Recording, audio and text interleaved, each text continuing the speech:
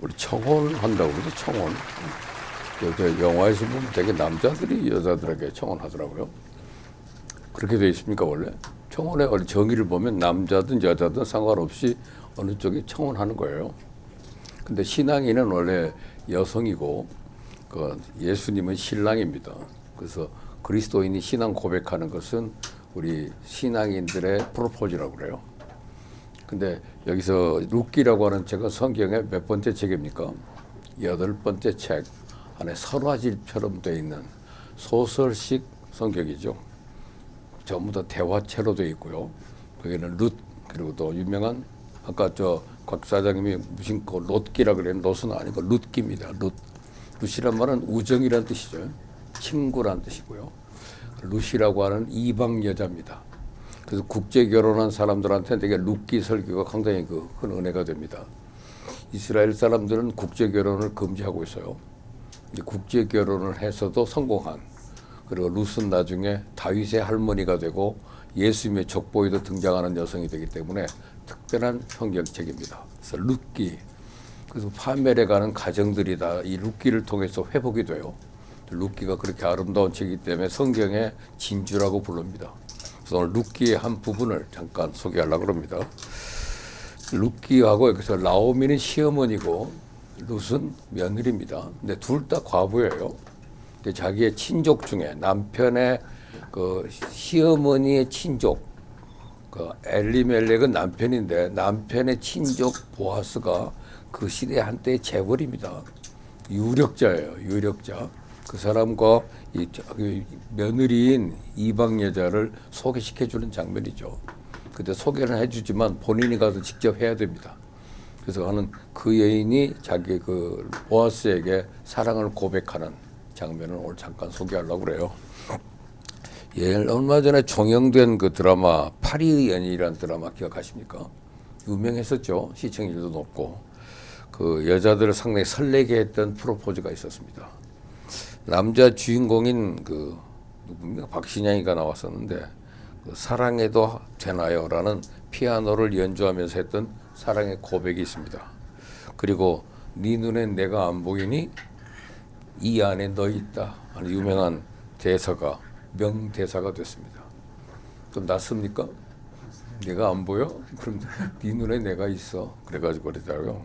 빅피쉬라는 영화에서는 그 남자 주인공 에드워드가 사랑하는 여인 산드라가 황금 수선화를 좋아한다는 사실을 알고 미국 전 지역에서 1만 송이의 황금 수선화를 공수해 옵니다. 그리고 산드라의 집 밖을 가득 채웁니다. 밖을 내다보다가 깜짝 놀란 산드라에게 사랑을 고백하죠. 산드라, 난 너를 사랑해. 너랑 결혼할 거야. 일본은 이렇게 그 청혼을 해도 중매인이 모든 문제를 결정한다고 그래요.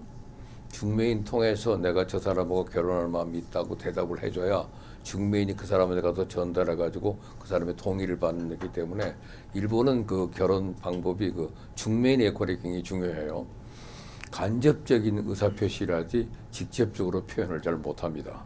근데 오늘은 신앙의 직접적인 표현, 여성이 남자에게 찾아가서 그것도 잠자고 있는 사람 발치에 이불을 들고 들어가서 근데 성경에 나오는 발이라고 하는 말은 성관계를 의미하는 뜻이에요.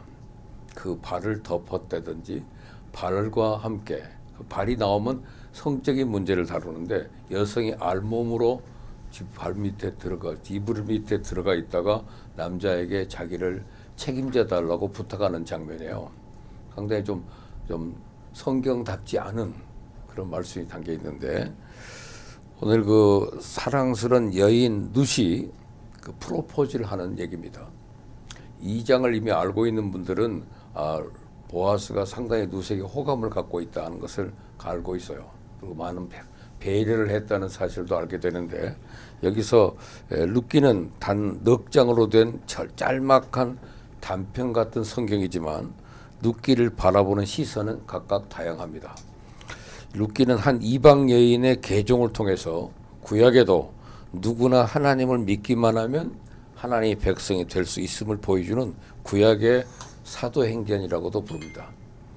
또 룻기는 국제 결혼을 금지한 유대 율법에 반항하는 개혁 문학이라고도 일컬어지고 있습니다. 또 룻기는 다윗 왕권으로 정통성을 옹호하고 왕권을 강화하기 위해 쓰여진 정복자의 논리로 이해하기도 합니다. 또 약자와 가난한 자들에 대한 하나님의 관심과 사랑을 보여준 민중 문학으로도 알려져 있습니다. 또 알레고리적인 해석이라고 그래서 하나의 상징적인 언어를 표현한다고 그러죠. 여기서 등장하는 보아스는 그리스도를, 룻은 성도를 의미한다고 그래요. 그래서 저는 오늘 룻의 프로포즈를 신앙인의 프로포즈라고 이름을 정한 겁니다. 여기에 등장하는 나오미는 그 성도들을 예수 그리스도에 인도하는 성령님이라고 해석하기도 합니다. 혹 나오미를 목회자로 설명하기도 해요. 또 목회자들이 되게 중매를 하잖아요. 그 역할하는 그렇기 때문에 목회자로 이해합니다. 근데 우리는 룻기를 어두운 사사시대, 이 성경이 기록된 시대는 그 사사시대예요. 사사시대는 불법이 난무하고 편법이 흥행하는 그런 아사리 같은 어두운 시대입니다. 그 속에서 다윗 왕조의 역사를 연결시키는 구속사로도 이해됩니다. 그래서 룻기의 배후에서 역사하시는 숨은 주인공이 보여요. 그 주인공이 바로 하나님입니다. 이 성경은 하나님의 헤세드를 보여주는 책이라고 그래요. 하나님의 헤세드 들어본 적 있습니까? 여기서 보여지는 그 인애라고 해석된 단어가 있습니다. 몇 절에 나옵니까? 인애, 그 부인, 그 접근했을 때 네가 10절에 보면 10절에 나오죠? 끝에 네가 베푼 인애가 처음보다 나중이 더하도다. 그래서 인애, 그러니까 인애하신 구세주여, 어질인 자에다 사랑의 자를 써서 인애를 표현하니까 언어로 보면 상당히 부드러운 언어처럼 느껴지지만 이 성경에 나타나는 헤세드라는 히브리어는 굉장히 강력한 언어입니다. 한번 택하면 결코 놓치지 않는 아주 강렬한 사랑을 말하는 거예요. 그래서 그 하나님의 헤세드를 보여주는 책이라고 합니다. 부드러운 설화 같은 사랑의 로맨틱한 스토리 같은데 그 속에서 하나님의 강렬한 사랑이 그들에게 전달되는 장면입니다. 하나님이 헤세드를 주고 보아스에게도 헤세드를 주는 이런 책이에요. 그래서 암울했던 사사시대 남편들마저도 그들을 돌봐주지 못하고 이 땅에 버려진 여인들을 돌보시는 하나님의 헤세드, 버려진 과부들에게도 하나님이 사랑을 베풀어 주시는 놀라운 은혜죠. 헤세드입니다. 그래서 룻기는 하나님의 손에서 펼쳐지는 연약한 성도들의 아름다운 인생 역전이 다뤄져 있습니다. 그 사랑을 입으면 인생이 역전이 되는 거예요. 하나님의 헤세드는 아무에게나 흘러가는 게 아니고 하나님을 버리고 세상으로 돌아간 사람에겐 철저히 단절되어 있습니다. 세상적인 안위를 찾아간 사람과는 아무런 상관이 없어요. 룻의 동서가 오르바가 있었는데 그 여자는 다른 데 시집 간다고 돌아가 버려서요. 그 여자에게는 헤세드가 전달이 안 됩니다. 그래서 하나님의 헤세드는 순간적인 행복을 포기하고 신앙의 길로 들어선 사람에게만 주시는 선물이라고도 합니다. 하나님을 얻기 위해 당당히 대가를 지불한 사람에게 주신 은혜를 우리가 헤세드라고 그래요. 헤세드. 룻기 2장에 들어오면서 룻은 은혜의 백성이 버린 은혜의 이삭을 줍는 여인으로 등장을 해요. 하나님의 백성이 짓밟은 언약의 이삭을 줍습니다. 그리고 고백합니다. 당신의 은혜의 이삭 한 줌이면 나는 당신의 백성이 될 수 있습니다. 당신의 사랑의 눈빛 한 번이면 나는 살아날 수 있습니다. 당신의 부스러기 한 토막이면 내 인생은 역전될 수 있습니다. 하는 자세로 이방인 룻이 베들레헴 땅에서 이삭을 주우면서 하나님의 사랑을 발견하게 되죠. 이삭 줍는 여인 룻이 우연히 보아스의 밭으로 갔습니다. 인간의 눈으로 보면 분명히 우연입니다. 그러나 그 배후에는 눈에 보이지 않는 강력한 하나님의 손길이 있습니다. 그것을 신학적인 용어로 섭리라고 부릅니다. 섭리란 말은 영어로 providence인데요. 준비하심, 예비하심 그러잖아요. 그래서 룻기 저자는 외칩니다. 짠! 보아스가 나타났다 하는 사실입니다. 이방 여자들이 또 며느리하고 같이 고향으로 돌아온 망했던 여인이 돌아올 때 하나님은 그들이 돌아온 사람에게 주는 축복을 예비해 놓고 있습니다. 그래서 믿음이 없이는 그를 기쁘시기보다 그에게 나아가라니 반이 그가 계신 곳에 나오는 자에게 상 주시는 이심을 믿어야 한다 할 때 돌아온 자들에게 주시는 하나님의 보상 보아스가 있어요. 그래서 룻기는 2장에 보면 1절에가 드디어 보아스가 있다 하는 사실을 먼저 말해줍니다. 그래서 보아스가 나타났다. 짠! 보아스가 나타났다고 말해요. 룻 앞에 등장한 보아스는 하나님을 대신하는 축복의 사람입니다. 룻의 인생을 역전시키는 은혜의 날개입니다. 그래서 날개란 말이 2장에도 나왔고 3장에도 나옵니다.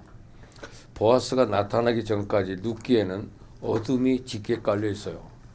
주인 남편 할아버지 죽고 남편 죽고 세 과부만 남아 있는 슬픈 얘기잖아요. 죽음의 그림자, 가난과 절망, 고독과 외로움의 사건으로 넘쳐납니다. 그러나 보아스가 짠 하고 나타나자 룻기 얘기는 풍요와 회복의 얘기로 그 흐름이 바뀝니다. 희망의 햇살이 돋고 있는 겁니다. 어떤 사람은 예수를 믿는 것이 꼭 로또에 당선된 거나 같다고 그러더라고요. 예수 믿는 것?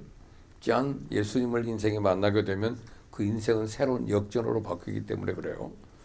이제 보리 추수와 밀 추수가 끝나고 한 3, 4개월 정도 걸렸다고 그래요. 근데 오늘 밤 보아스 밭에서 마지막 타작이 이루어지고 있습니다. 2장에는 농사 짓는 얘기가 나와요. 추수하는 마당. 근데 거기서 보아스가 밭에 가서 이삭을 줍는 여자인데 특별한 배려를 받게 된 그 축복도 이제는 추수가 끝나면 끝나는 거예요. 이 밤이 지나고 나면 룻은 더 이상 이삭을 줄 수가 없습니다. 보아스의 사랑 안에서 내던 몇 날의 행복의 순간도 마무리되고 있어요. 이제 룻도 보아스하고 만날 일이 점점 없어집니다. 마지막 이삭 줍기를 마치고 돌아온 며느리 룻에게 나오미가 무슨 말을 할 말이 있는 듯해요. 지난 며칠 동안 시어머니가 무슨 작정 기도를 하고 있다는 느낌을 룻은 가졌는데 오늘 며느리의 손을 꼭 잡은 시어머니의 표정이 심상치 않습니다. 그러면서 오늘 말이 시작되는 것이 오늘 룻기 3장 1절이에요. 룻의 시어머니 이름이 뭡니까? 나오미죠. 그에게 내 딸아 내가 너를 위하여 안식할 곳을 구하여 너를 복되게 하지 않겠냐. 우리가 지금 과부로 이 고향으로 돌아왔지만 오늘 너에게 사랑을 베풀어 준 그 보아스를 우리가 그냥 넘길 게 아니라 그 사람하고 뭔가 일을 이루어야 우리가 안식을 누리지 않겠냐는 말을 해요. 안식을 누린다. 그러면서 네가 함께하던 그 사람이 누군가 궁금했더니 너 함께하던 하녀들던 그 보아스는 사실 우리 친족이 아니냐 그래요. 시아버지의 친척이에요. 형제간입니다. 보라. 근데 그가 오늘 밤에 타작마당에서 보리를 까불리라. 그러니 너는 목욕하고 기름 바르고 의복을 입고 타작마당에 내려가서 그 사람이 먹고 마시기를 다 하기까지는 그에게 보이지 말고 먹는 데서 알짱거리던 쌈납니다. 우리나라 사람 부인들이 꼭 먹을 때 뭐 얘기하다가 욕먹고 그래요. 먹을 때는 아무 말 안 하고 내비뒀다가 그렇죠? 아니 그 보이지 말고 누울 때 너는 그가 눕는 곳을 알았다가 우리 표현으로 찜을 해놓으라는 얘기죠. 들어가서 그 자리를 알았다가 네가 그의 발치부를 들고 거기 누워라. 그럼 그가 네 할 일을 내게 알게 하리라. 그랬더니 5절 내가 그런 짓은 죽어도 못해요. 그렇게 말하는 게 아니라 오늘 룻이 시어머니에게 이르되 어머니 말씀대로 내가 다 행하리이다 하니라. 그리고 필요 없는 절이 하나 더 나온 것이 6절이에요. 그 말대로 다 행했다는 얘기잖아요. 그가 타작마당 내려가 시어머니의 명령대로 다 하니라. 그래도 중요한 조건 하나가 있습니다. 행복의 3가지 조건이 있다면 첫째는 이기심을 극복하라 그래요. 이 나옴이라고 하는 여자는 자기가 시집가도 될 만한 대상이 보았습니다. 남편의 친족인데 과부가 된 사람은 그 사람이 마음을 먹으면 결혼을 할 수가 있어요. 근데 그 사람과 결혼하지 않고 며느리를 그 보아스에게 연결시키는 일이에요. 그것은 자기의 이기심을 극복했기 때문입니다. 근데 두 번째 조건은 행복은 순종의 자세가 필요합니다. 룻의 순종, 나오미의 이기심의 극복, 그 다음에 그 어떤 일이 내게 주어졌을 때 끝까지 책임지는 사람, 책임지는 자세, 이것은 바로 보아스의 자세입니다. 우리가 CEO가 된다는 것은 책임을 가진 존재라는 뜻이잖아요.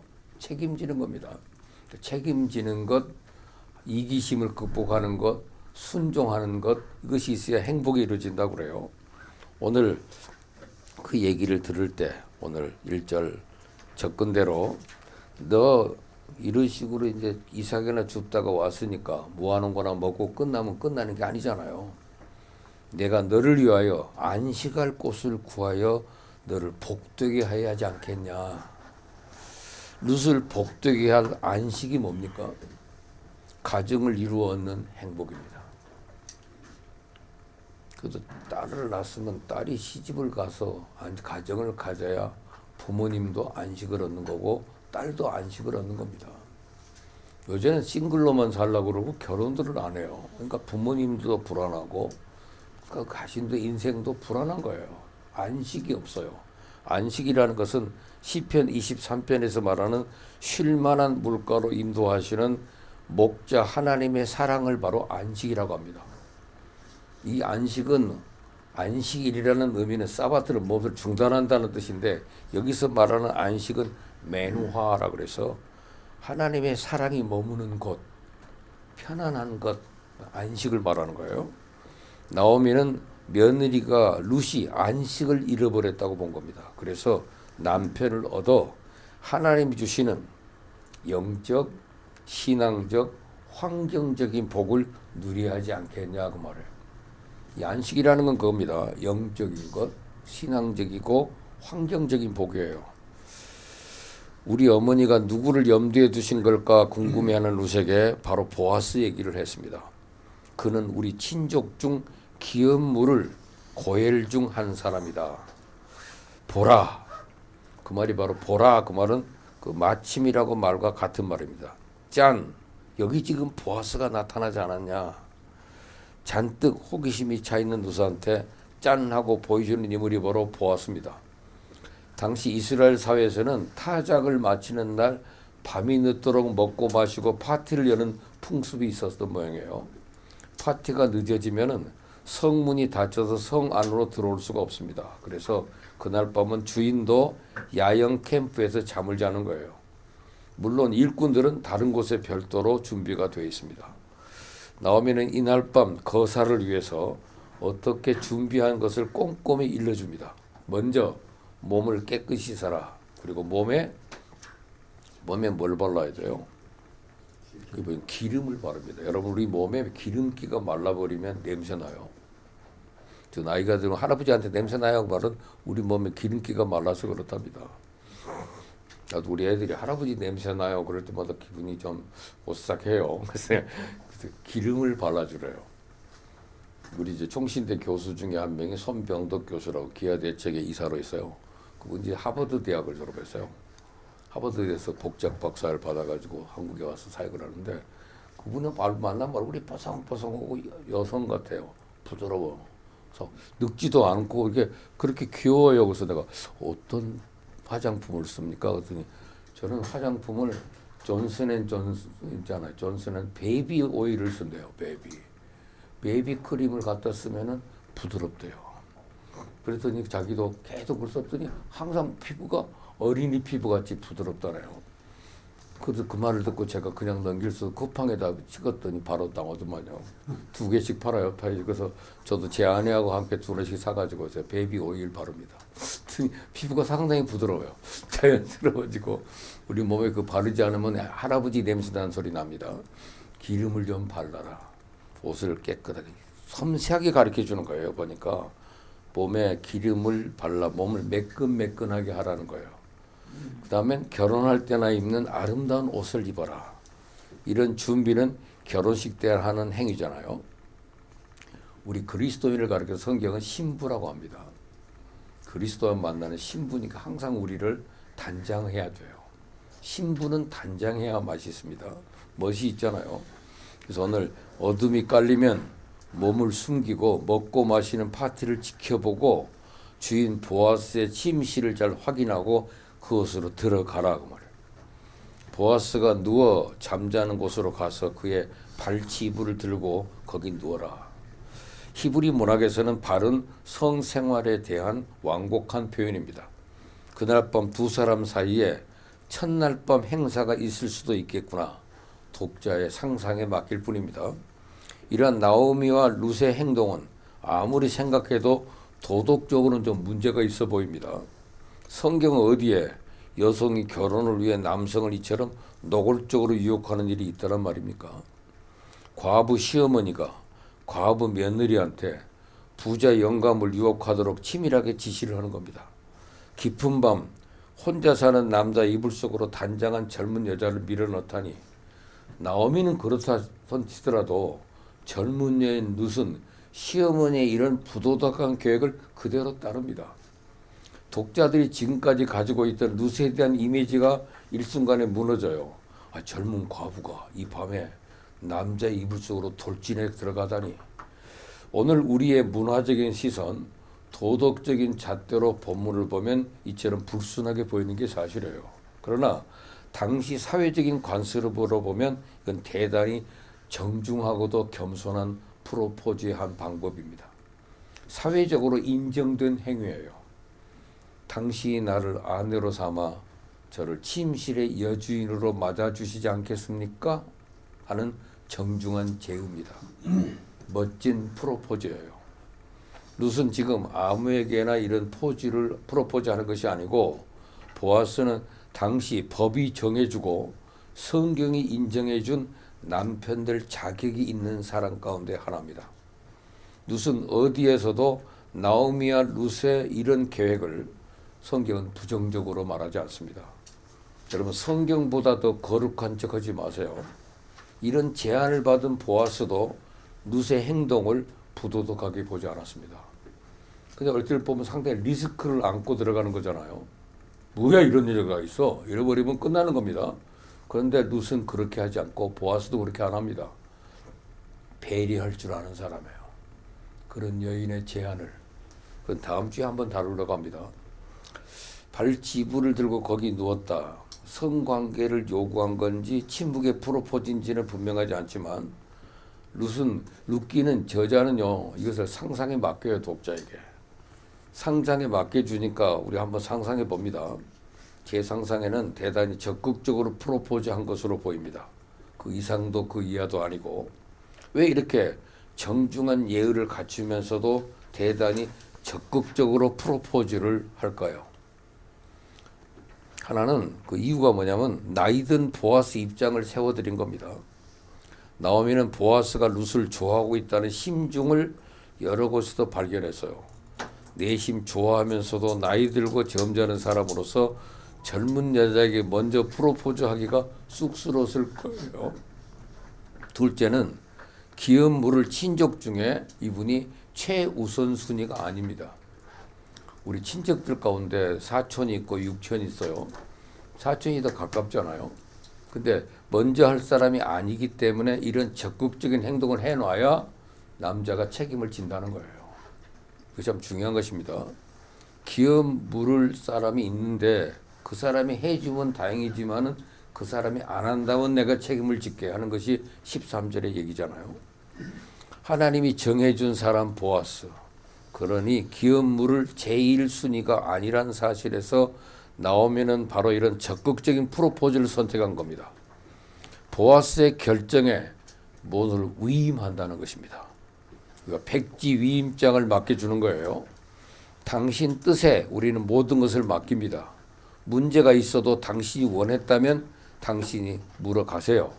당신 뜻이 아니라면 그것으로 우리는 오케이입니다. 하고 백지 위임 프로포즈는 보아스는 기쁘게 받아들인 겁니다. 룻기 저자는 이 프로포즈를 성경 최고의 프로포즈로 해석한 겁니다. 음탕한 여인 룻이 아니라 지혜롭고 향기로운 여인으로 그리고 있습니다. 고부간에 함께 제안했던 이 프로포즈는 보아스의 신앙과 인격에 대한 신뢰가 없었더라면 할 수 없는 일입니다. 여러분이 기도할 때 우리의 기도를 들으시는 분의 인격과 신앙을 모른다면 우리는 그 기도할 수가 없습니다. 우리 예수님께 기도할 때 그분이 우리에게 분명히 해줄 수 있는 능력이 있는 분이라는 걸 믿기 때문에 기도하는 거지 그냥 기도해놓고 마는 게 아니에요. 보아스의 영적, 현실적 능력에 대한 믿음 없이는 할 수 없는 일입니다. 그래서 우리가 믿음이 없이는 기도할 수 없어요. 믿음의 기도는 반드시 응답이 있는 것입니다. 그래서 오늘 보아스에 대한 무한한 신뢰, trust in God, 의지하고 순종하는 길은 예수 안에 즐겁고 복된 길이다. 유명한 찬송 아닙니까? Trust and obey. 백지 위임을 했을 때 멋진 작품을 만들어 줄 것이라는 믿음. 자신을 단정하게 준비하고 그분에게 몸을 던지는 헌신. 바로 이런 자세와 태도가 신랑 되신 예수 그리스도에 대한 성도들의 자세가 되어야 한다는 거. 우리 자신을 맡길 때 신랑 되신 예수는 우리를 짓밟지 않습니다. 그분에 대한 신뢰와 믿음이 없다면 우리는 그분께 나를 드리지 못할 겁니다. 내 시간도 바칠 수 없고요. 내 물질을 맡기지 못하고 내 인생 계획을 위탁하지 않습니다. 하나님의 계획에 내 인생을 맡깁니다. 사랑의 교회가 옥하는 목사라는 분이 계실 때 그분 밑에 부목사로 있던 친구가 지금 새로 난 우리 합동직 총회장 된 오정호 목사인데 오정호 형이 오정현이잖아요. 오정호 그게 부목사로 있었는데 청년 대학부를 인도했었어요. 그러다 이제 청년 대학부에 가서 학생들이 많아지고 커지니까 상당히 이 양반이 좀 교만해졌어요. 유명해지니까. 그러니까 이제 교회에서 자꾸 저 사람 내보내라는 얘기도 나오고 그러니까 어느 날 오정호 목사 불렀어요. 가는 목사가. 연말이면 대개 부목사들 한번 만나서 면접을 합니다. 제 신임을 할 건지를 물어봐야 되기 때문에 물어보는 거예요. 원래 부목사는 1년제입니다. 임시직이에요. 그리고 정규직은 없습니다. 정규는 딱 위임받은 목사 한 사람만 정규직이에요. 나머지는 다 임시직으로 있다가 가는 겁니다. 그 부목사들 만나 저는 어떻게 할 계획이 있어요? 그러면 저는 개척하겠습니다. 그럼 그렇게 해요? 그럼 그 길을 나가러 가고 되게 그렇게 해서 제2명을 변명하는데 오정호 목사 불러서 이분은 어디로 미국이나 보내서 공부 좀 시킬까 그런 생각을 가졌던 모양이에요. 오정호를 불러가지고 오 목사 뭐 저 계획이 있나? 이렇게 물어보니까 그 오 목사가 목사님 계획이 제 계획입니다. 그래서요. 이거 정답이네. 너 저 풀로에 가서 공부해라. 공부. 근데 공부하라 그런다고 공부하러 가는 게 아니에요. 돈은 대줄게. 그랬어요. 그 말까지 들어야 가는 겁니다. 근데 원래 가기 목사님 비서를 아내로 줬거든요. 그러니까 상당히 신뢰하고 있는 사람인데 그럼 너 거기 가서 공부해라. 그럼 내가 보내줄게. 그래서 또 보내준 거예요. 그래서 거기 가서 풀로에 가니까 양반이 외국어 능력도 없이 여러 가지 공부를 하려니까 힘들잖아요. 제가 풀로에 가니까 그 친구가 우리들 안내해주고 다니더라고요. 식당 안내해주고 소개해주고 그래서 거기서 만나고 자기 형 교회도 가서 식당 대접도 해주고 그러던데 근데 그 양반은 이제 2년인가 거기서 방황하고 있었어요. 놀고 있었는데 새로남 교회라고 제 동기가 대전에서 교회를 그 대적단지에 교회를 세워가지고 한 700명인가 교회가 모이고 있는데 서울에 있는 남교회에서 제 친구를 불렀어요. 서울 교회로 오라니까 양반이 서울 남교회로 다니 동네 있죠. 구로역 옆에 서울 남교회라고 있습니다. 남구로역 옆에 남교회라고 있다고 거기 와서 근무하게 됐으니까 자기가 떠나온 교회를 떠나오는데 대덕단지는 박사들이 많이 다녀요. 그 주변에 단지 학자들이 많아가지고 과학자들이. 그래서 그 교회가 갑자기 비는데 그 제 동기가 그 옥하는 목사님하고 동창이에요. 그 대학교 동창인가 그래요. 그래서 그런 찾아가서 제 자리가 비니까 누구 좀 하나 추천해 주세요. 그랬더니 추천해 달라고 그러는데 갑자기 오가는 목사님 생각에는 그 친구가 생각나는 거예요. 놀고 있을 그 사람. 미국에 가니까 어느 교회 부목사로도 쓰임을 받지 못하더래요. 사랑의 교회 부목사에 했다가 왔다니까 누구든지 오면 자기 교인에게 영향을 끼칠까 봐 아무도 들어갈 곳이 없어요. 그 놀고 있는 그 사람한테 갑자기 자네 여기 새로남 교회에서 오라는데 올 거야? 그러면 그 친구 아까 말이 뭐라 그랬어요? 목사님 계획이 제 계획입니다. 이번에도 그 총회장 돼가지고 그러더라고요. 저는 음보가는 목사님의 제자입니다. 그러더라고요. 난 그분의 뜻에 따라서 산다고. 철저한 순종, 의지 있으니까 그 사람의 길이 누더라고요. 그분에 대한 그런 믿음이 있어야 되잖아요. 예수님께 우리가 기도할 때도 이 회사 이렇게 해주십시오. 근데 그걸 해줄 수 있는 능력이 있는 분임을 믿기 때문에 신뢰하는 거잖아요. 신뢰하니까 기도하는 거지 신뢰하지 않고 무슨 기도를 해요. 그냥 말해두는 겁니까? 그래서 그 인도를 받고 있는 것을 간장하고, 그래서 이번에는 총회장 돼가지고 제가 총회장실에 가서 한번 설교했어요. 그리고 나중에 끝나고 나니까 목사님 한번 안수를 해달라고 그래서 이번에 총회장 안수하고 왔다니까요. 본인이 순종하는 자세가 있어요. 항상 마음을 태도를 갖추고. 오늘 중요한 자세입니다. 타작 파티를 마치고 지금 보세요. 곡식 단 더미에서 잠을 자던 보아스가 한밤중에 뭔가를 느끼고 활짝 놀라 일어납니다. 여러분 혼자 산 사람이 오래 혼자 살던 사람들은 잠자리에 누가 와서 탁 건드리면 그냥 일어납니다. 근데 여자가 그 당시 알몸으로 들어와 있는 거라고 그러더라고요. 누구가 밑에 탁 걸리니까 누구요? 그랬어요. 그랬더니 발치에 누웠던 여인이 머리를 만지며 일어나 단장을 합니다. 그러고 난 다음에 뭐라고 그랬어요? 저는 당신의 여종 룻입니다. 몇 절에 나왔죠? 밤중에 8절에 누구냐? 그랬더니 당신의 여종 룻이오니 당신의 옷자락을 펴 당신의 여종을 덮으소서 그랬어요. 여기 여종이라는 말하고 그 2장에 나와 있는 13절에 당신의 하녀라고 하는 말과는 레벨이 다릅니다. 하녀는 그 신분과 존재상 결혼 같은 거는 엄두도 못 낼 관계의 존재지만 여기 여종이란 말은 우리 그 사극에서 가끔 보는 대로 소첩은 그죠? 신첩은 그러잖아요. 이 신첩이란 표현입니다. 자신의 정체 의식에서 상당히 당당해져 있는 여인이에요. 당신의 아내가 될 수 있는 사람입니다. 당신의 아내가 될 몸입니다. 그런 뜻이에요. 얼마나 당당합니까? 당신의 옷자락을 펴 당신 여종 나를 덮으소서 그래서요. 2장에 보면 그 보아스가 루스한테 그런 축복을 한 적이 있어요. 여호와의 날개로 너를 덮어주기를 바란다. 그렇게 말해주게 되는데 그 날개로 말해준다는 말을 자기에게 그대로 해달라는 뜻이잖아요. 여기서 날개라고 하는 말은 원문상 꽃 같은 말인 옷자락이란 말과 같은 뜻이에요. 카나프라는 뜻인데 보아스는 루시 베들레헴에 온 것은 하나님의 날개 아래로 들어온 것이다 하고 격려를 했었는데 룻은 오늘 보아스한테 이제 당신의 날개를 펴서 벗은 나를 덮어주세요 그 말입니다. 지금도 중동 지방에서는요 남자들이 프로포즈 할 땐 지 옷을 벗어 던진다고 그래요. 그럼 그 여자가 잡아서 덮으면 혼인을 프로포즈를 승낙한 것으로 받아준답니다.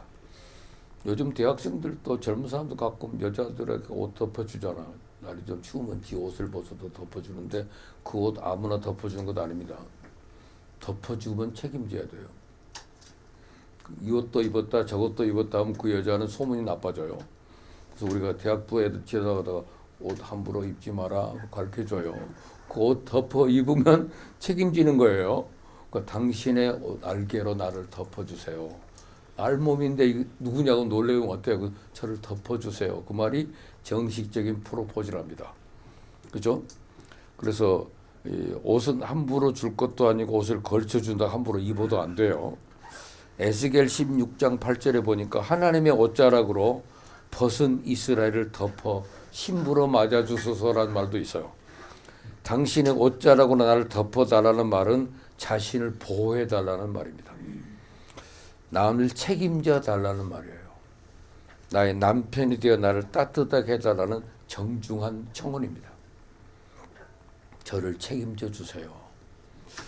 이게 남자들은요 책임져 달라고 그럴 때 행복을 느낀다고 그래요. 이제 여자들이 거기서 바락바락 나가 너보러 책임지란 말 안 할 테니까 네 앞가름이나 잘해 그러고 막 대드는 부인들을 보면 참 안타까워요. 여자들은 책임지는 남편이 있다는 게 행복한 거예요. 날 책임져 달라. 나의 남편이 되어 나를 따뜻하게 해달라는 정중한 청혼. 왜냐하면 당신은 나의 기업을 물을 자이기 때문입니다. 그랬어요. 그러니까 기업 물으기와 결혼을 동시에 요구한 거예요. 룻은 자기 백성과 신을 버리고 여호와를 찾아왔습니다. 죽은 남편의 가문을 이어가기 위해서 자신을 제물로 바친 겁니다. 룻은 끊어질 위험에 처한 유다 가문의 대통을 이어가는 여인으로 쓰임받고 있습니다. 그 가문을 타고 메시아가 이 땅에 오실 겁니다. 그러므로 하나님의 눈으로 보면 룻의 지금 행동은 성적 욕망이나 단순히 생존을 위한 몸부림이 결코 아닙니다. 하나님의 기업에 대한 거룩한 열망일 뿐, 영적 유산, 하나님의 기업, 구원의 축복을 이어가는 충성되고도 신비한 행동입니다. 룻기에서 옷자락으로 룻을 덮는 일, 그리고 기업을 무르는 고혈 제도는 예수 그리스도의 구속으로 이어지고 있습니다. 예수님은 피 묻은 당신의 옷자락으로 나를 덮어 나의 죄와 허물을 용서하셨습니다. 그리고 예수님은 내가 잃어버린 천국 기업을 물러주시고 나를 천국으로 인도하십니다. 룻의 이 장면이 예수 그리스도와 성도의 신비한 연합을 내포하고 있습니다. 룻의 당당하고 적극적인 프로포즈를 받고 보아스가 뭐라고 말합니까? 내가 네 말대로 다 행하겠다고 약속하죠. 내가 그리고 네 말대로 내가 다 하겠다. 내 딸아, 그런데 내가 복 주시기를 원하노라. 그리고 네가 가난하건 부하건 젊은 자를 따르지 아니하였으니 네가 베푼 인애가 처음보다 나중이 더하도다. 그래서요, 네가 나에게 오히려 사랑을 베풀어 주는구나 하고 자기를 낮춰요. 이 여인을 높이고. 이 보아스의 자세도 참 대단합니다. 그녀가 창피당할 수도 있잖아요. 이 시간에. 아, 뭐야 여자가 밤에 이래버리면 그 모든 게 끝장입니다. 그런데 네가 나에게 이런 은혜를 베푸다니, 네가 이렇게 나에게 사랑을 베풀다니, 그러면서 오히려 사랑을 받는 자세로 말하면서 그 다음에 중요한 말을 합니다. 11절 그 다음에 내 딸아 두려워하지 마라. 그 다음에 내가 네 말대로 내게 다 행하리라. 그리고 난 다음에 중요한 말이 나와요. 네가 현숙한 여자인 줄을 나의 성읍 백성이 다 안다. 그래서요. 여기 밑줄 그어놓으세요. 현숙한 여자. 그것이 잠언 31장에 나와 있는 현대 경영학의 원조 P31 책의 주제죠. 잠언 31장 10절부터 이 31절까지 22절로 나와 있는 현숙한 여자입니다. 잠언의 결론이에요. 현숙한 여자. 현숙한 여인은 현대 경영 CEO들을 상징한다고 그러죠. 그래서 유명한 그 미스터 하가 한국에 와가지고 지난번에 CBMC 대회에서 강의했잖아요. P31 유명한 현대인들의 잠언이라고 알려진 경영석이 세계 경영학계에서 탁월한 책으로 뽑혔습니다. 그래서 제가 P31 한번 특강한 적이 쭉 있었는데 P31 했었죠. 제가 한번 다 기록해 놓으니까 여기서 현숙한 여자 이런 굉장한 칭찬과 격려고 축복의 말을 할 줄 아는 사람의 말에 축복의 천재예요. 보아스는. 그러니까 멋진 여인을 얻는 거예요. 그 룻을 얻어서 보아스의 이름은 사라져도 룻 때문에 다윗왕이 생겨나고 예수 그리스도의 족보에 등장하는 인물이 되잖아요. 룻은. 그래서 먼저 내 딸아 여호와께서 내게 복 주시길 원한다. 그리고 둘째 볼수록 귀한 헤세드의 사람이라고 칭합니다. 네가 베푼 인애가 처음보다 나중이 더하도다. 여러분 나쁜 인상을 받았는데 볼수록 나쁜 사람이 있고 처음엔 인상이 좋았는데 갈수록 나빠지는 사람도 있고 첫 인상은 좋지 않았는데 겪어갈수록 좋아지는 사람도 있죠.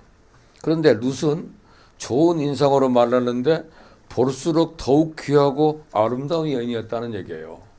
네가 베푼 인애는 전보다 더 좋았구나. 그러면서 걱정스러운 룻한테 걱정하지 말라 하고 위로하면서 청을 거절하지 않죠. 그리고 성읍 백성이 다 인정하는 현숙한 여자라고 칭찬합니다.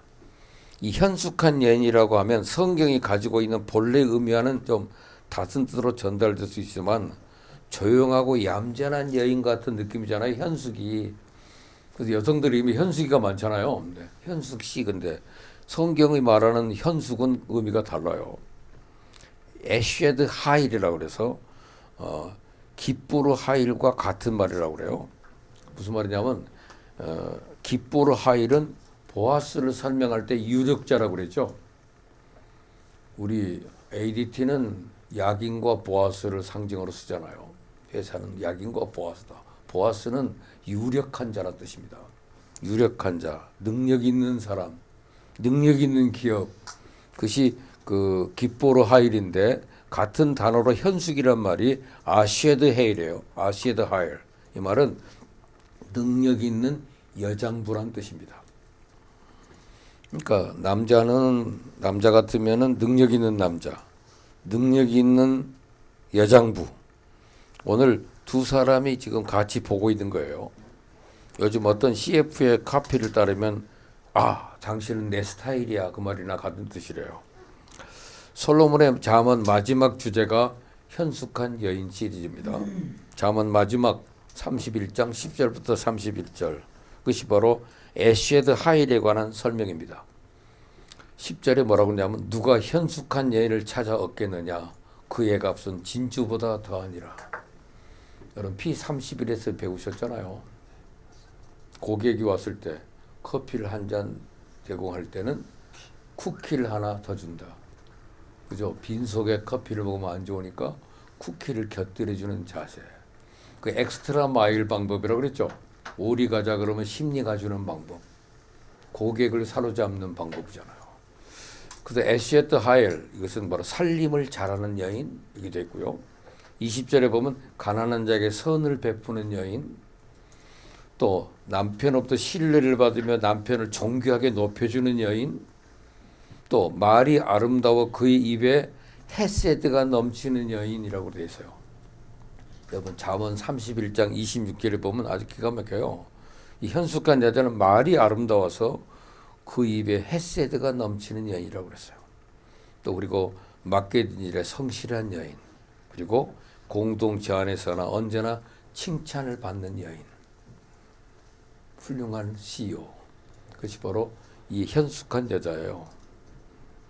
이 말씀을 여러분이 들으니까 여러분의 눈빛이 꼭 자기가 꼭 그런 사람 여기 있다는 눈빛처럼 보이는데 여러분도 모두 오늘 기뽀르 하일, 애쉐트 하일 같이 유력한 남자, 유력한 여장부가 되기를 바랍니다.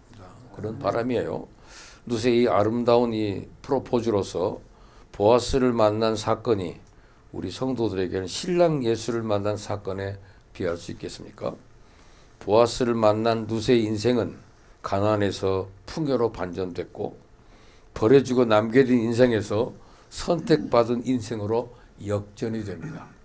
오늘 이 만남, 이 프로포즈의 성공이 인생이 역전됐어요. 그래서 이 시간에도 우리가 신랑 예수 앞에 우리 영혼을 더 단정하게 준비하여 늘 백지위임 프로포즈를 하는 저와 여러분이 되기를 원합니다. 아멘. 그런 뜻입니다. 이상입니다.